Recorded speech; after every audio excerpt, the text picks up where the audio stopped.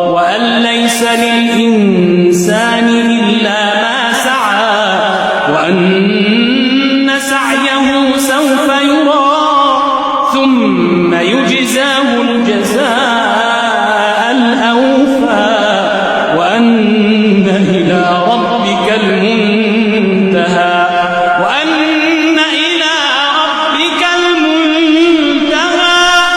وأنه هو أضحك وأبكى وأنه هو أمات وأحيا وأنه خلق الزوجين الذكر والأنثى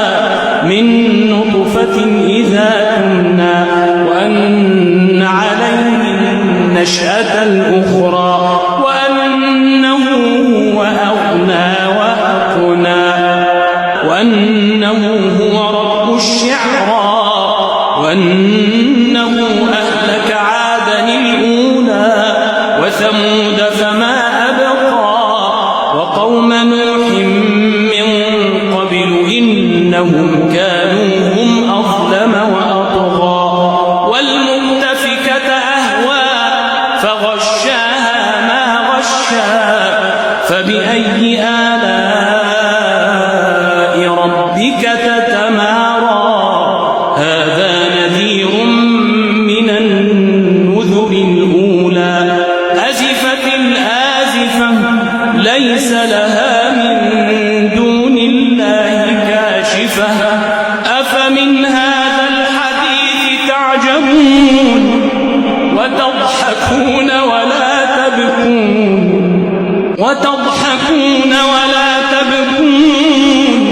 وأنتم سامدون فاسجدوا لله واعبدوا اقتربت الساعة وانشق القمر وإن يروا آية يعرضوا ويقولوا سحر مستمر وكذبوا واتبعوا أهواءهم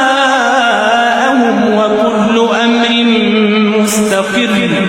ولقد جاءهم من الأنباء ما فيه مزدجر